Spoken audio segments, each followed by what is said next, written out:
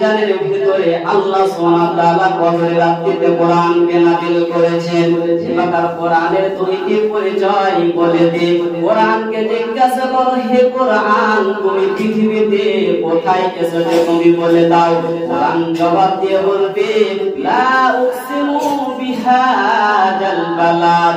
আল্লাহ তাওরাত নাযিল করেছেন তুর পাহাড়ে।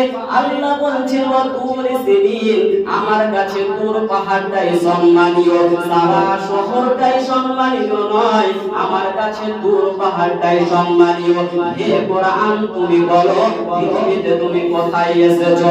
তখন কোরআন জবাব দিয়ে বলবে লা উকসিমু বিহাজাল বালাদ, আমি দুইটি শহর কেন্দ্রিক পৃথিবীতে এসেছি। দুইটি শহর কেন্দ্রিক আমি নাযিল হয়েছি, একটা মক্কা মুকাররমা, অপরটি মদিনা মুনাওয়ারা।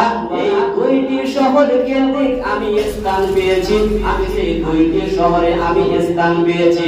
হে কোরআন আমি বুঝলাম কি তুমি দুইটি শহরে স্থান পেয়েছো, তুমি দুইটি শহরে স্থান পেয়েছো। তুমি এবার বলো তুমি কখন পৃথিবীতে এসেছো? তখন কোরআন জবাব দিয়ে বলবে শাহরু রমজানাল্লাযী উনজিলা ফীহিল কোরআন, আমি রমজান মাসে পৃথিবীতে এসেছি। এই রমজান মাসে আমি পৃথিবীতে এসেছি, এত বরকতপূর্ণ মাসে আমি পৃথিবীতে এসেছি। হে কোরআন আমি বুঝলাম কি তুমি রমজান মাসে পৃথিবীতে এসেছো। তুমি বলে দাও তুমি দিনের বেলায় পৃথিবীতে এসেছো না তুমি রাতের বেলায় পৃথিবীতে এসেছো? তখন কোরআন জবাব দিয়ে বলবে ইন্না আনজালনাহু ফী লাইলাতুল কদর, আমি সেই লাইলাতুল কদরের রাতে পৃথিবীতে এসেছি। তাহলে আল্লাহ সুবহানাহু ওয়া তাআলা সেই কদরের রাতে আল্লাহ সুবহানাহু ওয়া তাআলা কোরআনকে নাযিল করেছেন, কোরআনকে সৃষ্টি করেছেন। বনি ইসরাইলের জামানায় একজন ব্যক্তি ছিলেন কি রাতের বেলায় আল্লাহর ইবাদতে রাতটি অতিবাহিত করতেন এবং দিনকে বাঁচাবার জন্য শত্রুদের সাথে যুদ্ধ করতেন। এই ব্যক্তি বনি ইসরাইলের জামানায় ব্যক্তি রাতের বেলায় আল্লাহর ইবাদত করতেন এবং দিনকে বাঁচাবার জন্য শত্রুদের সাথে যুদ্ধ করতেন, শত্রুদের সাথে মোকাবিলা করতেন। এইভাবে ওই ব্যক্তি 1000 বছর ইবাদত করেছে, ওই ব্যক্তি দিনের জন্য জিহাদ করত। এইভাবে সে 1000 বছর আল্লাহ ইবাদতে অতিবাহিত করেছে। তখন আল্লাহ রাসূলকে জিজ্ঞাসা করেছে ইয়া রাসূলুল্লাহ ইয়া হাবিবাল্লাহ ও আল্লাহর রাসূল, তারা তো 1000 বছর জিন্দেগি পেয়েছে, তাদের মতো তো আমরা জিন্দেগি পাইনি, তারা দীর্ঘ সময় পেয়েছে আল্লাহর ইবাদত করতে পাবে, আমরা তো তাদের মতো 1000 বছর জিন্দেগি পাবো না, তো আমরা তাদের মতো ইবাদত করতে পাবো না। তখন আল্লাহ বলছেন হে মুহাম্মদ তুমি বলে দাও, তোমার উম্মতিদেরকে বলে দাও লাইলাতুল কদর খায়রুম মিন আলফি শাহর, সেটি হচ্ছে 1000 মাসের চাইতে বেশি উত্তম, সেটি হচ্ছে 1000 মাসের চাইতে বেশি উত্তম। ওই মানুষ 1000 বছর ইবাদত করে যতটুকু নাকি পাবে, তুমি সেই লাইলাতুল কদরের রাতে যদি একটি রাত রয়েছে, তুমি যদি লাইলাতুল কদরের রাতে যদি জাগরণ করো, তুমি আল্লাহর রাস্তাতে কাটাতে পারো, তাহলে 1000 মাসের চাইতে বেশি উত্তম রয়েছে কদরের রাতে। সে 1000 বছর ইবাদত করে যতটুকু নেকি পাবে, তুমি সেই একদিনে ততটুকু নেকি পাবে। কারণ দেখেন সে রাতটা কতটাই ফজিলত রয়েছে। একজন মানুষ 1000 বছর ইবাদত করে যতটুকু নেকি পাবে, তুমি যদি লাইলাতুল কদরের রাতে তুমি যদি জাগরণ করো, তাহলে 1000 মাসের চাইতে বেশি উত্তম বলা হয়েছে। কারণ আল্লাহ সুবহানাহু ওয়া তাআলা সেই লাইলাতুল কদরের রাতে কোরআনকে নাযিল করেছেন। আজকে বর্তমান সমাজে দেখি কাগজের কোরআন, আজকে বর্তমান সমাজে দেখি কাগজের কোরআন। যখন আল্লাহ তাবারাকা ওয়া তাআলা সে নবীর উপরে যখন কোরআনকে নাযিল করলেন, কখনো এক সূরা কখনো এক আয়াত, যতটুকু পর্যন্ত ততটুক আল্লাহ রাসূলের উপরে কোরআনকে নাযিল করলেন। নাযিল করার পর যখন আল্লাহ রাসূল যখন জিবরাইলের মাধ্যমে তখন কোরআন শিক্ষা দিলেন, সে মুহাম্মদ সাল্লাল্লাহু আলাইহি সাল্লাম তাড়াহুড়া করে পড়তে আছেন, তখন আল্লাহ বলছেন, হে মুহাম্মদ, তোমার তাড়াহুড়া করার কিছু প্রয়োজন নেই।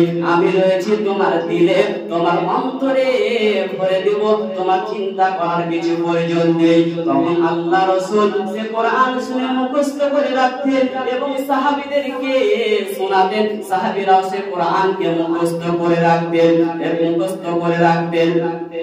এবং যখন ইয়ামানে একটা যুদ্ধ লেগেছিলেন, ইয়ামানে একটা যুদ্ধ লাগার পর 11 জন শায়খ কোরআনের হাফিজ মারা গিয়েছিলেন।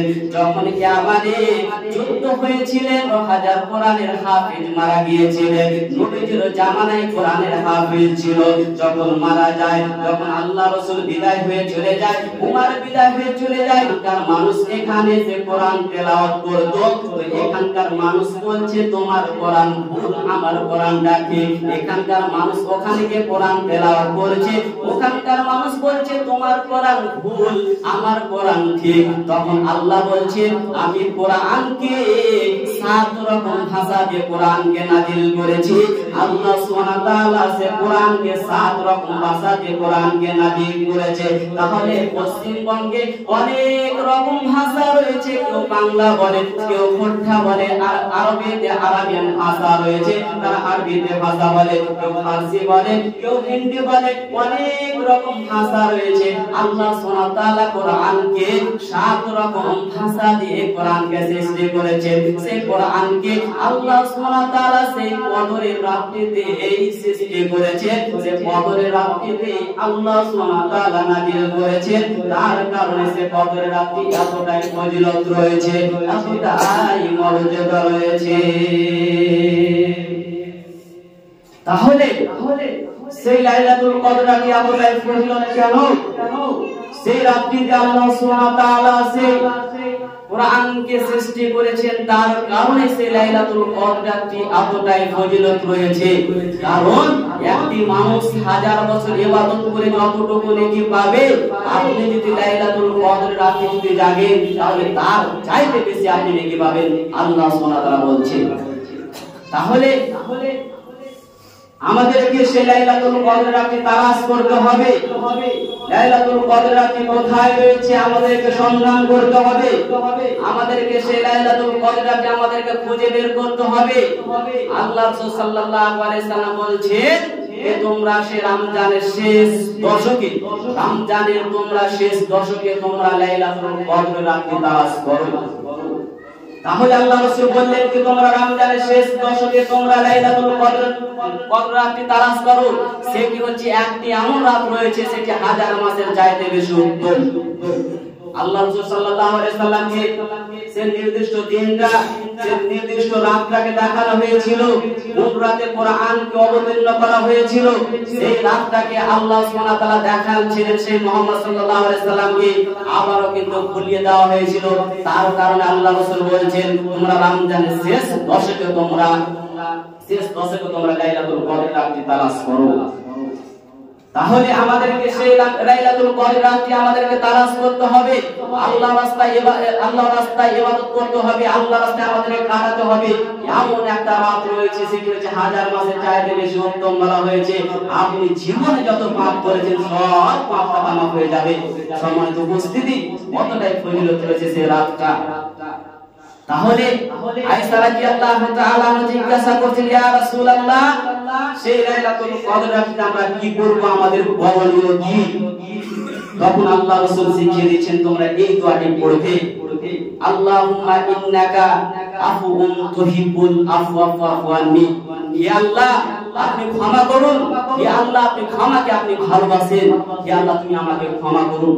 কত সুন্দর দোয়া আল্লাহ সুবহানাহু ওয়া তাআলা শিখিয়ে দিলেন যে তোমরা সেই লাইলাতুল কদরের রাতে এই দোয়াটি তোমরা বেশি বেশি করে পাঠ করবে, আল্লাহুম্মা ইন্নাকা আফুউন তুহিব্বুল আফওয়া ফা'ফু আননি। তাহলে আমরা যখন লাইলাতুল কদর রাতে তালাশ করব, যখন জাগরণ করব, তখন এই দোয়াটি আমাদেরকে বেশি বেশি করে পাঠ করতে হবে। তাহলে আমরা রমজানের শেষ দশকে লাইলাতুল কদর রাতে তালাশ করব এবং এই দোয়াটি করব, আল্লাহুম্মা ইন্নাকা আফুন তুহিব্বুল আফওয়া ফা'ফু আননি, এই দোয়াটা পাঠ করব এবং সেই রাতে আল্লাহর ইবাদত করব, সেই নামাজের মাধ্যমে দীর্ঘ তেলাওয়াত করব। এবার রাসূল আপনাকে দেখায় সেই মানে কি লাইলাতুল কদর রাতে আপনি ইবাদতে কাটাবেন কিভাবে, আপনাকে পদ্ধতি দেখাচ্ছি। মুহাম্মদ সাল্লাল্লাহু আলাইহি সাল্লাম কিভাবে রাত্রি জাগরণ করতেন, এক খেয়ালে তাকিয়ে থাকেন, আপনাকে বোঝাবার চেষ্টা করছি। কারণ সেই লাইলাতুল কদর রাতে আপনি কিভাবে জাগবেন, এতটাই ফজিলতের রাত, আপনি কিভাবে জাগবেন আপনাকে দেখাচ্ছি। আপনি সুন্দরভাবে বুঝে করে আসবেন, ইশারের সালাত আদায় করবেন, ইশারের সালাত আদায় করার পর আপনি সুন্নাত পড়ে বাড়ি চলে যাবেন, আর আপনাকে তারাবি করতে হবে না। আপনি বাড়ি চলে যাবেন, কিছু খাবেন, খাওয়ার পর আপনি কিছুক্ষণ ঘুমাবেন, ঘুমানোর পর আপনি যখন 11টা বাজবে তখন আপনি সুন্দরভাবে ওযু করে আপনি চলে আসুন মসজিদে। আপনি বাড়িতে জাগতে পারেন, আপনি মসজিদে জাগতে পারেন, আপনি সুন্দরভাবে ওযু করে আপনি তো তারাবি নামাজ পড়ে ফরজ 4 রাকাত পড়েছেন, আপনি 2 করে রাকাত পড়ে আপনি সালাম ফিরান, আল্লাহর কাছে কান্নাকাটি করে যান। সেই লাইলাতুল কদর রাতে ঘুমালে কাটালে হবে না, ঘুমিয়ে কাটালে হবে না, আমাদেরকে চাইতে হবে আজকে সুযোগ পেয়েছি, এত বরকতপূর্ণ মাস, এতটা বরকতপূর্ণ রাত, আমাদেরকে ফজিলত নিতেই হবে, আমাদেরকে ঘুমিয়ে কাটালে হবে না, এতটাই ফজিলত রয়েছে। ওই রাতটিতে 2 রাকাত করে নামাজ পড়ুন, সালাম ফিরান, দীর্ঘ লম্বা করে আমাদেরকে কিরাত করতে হবে। একটাই সূরা বারবার করে পড়তে থাকুন।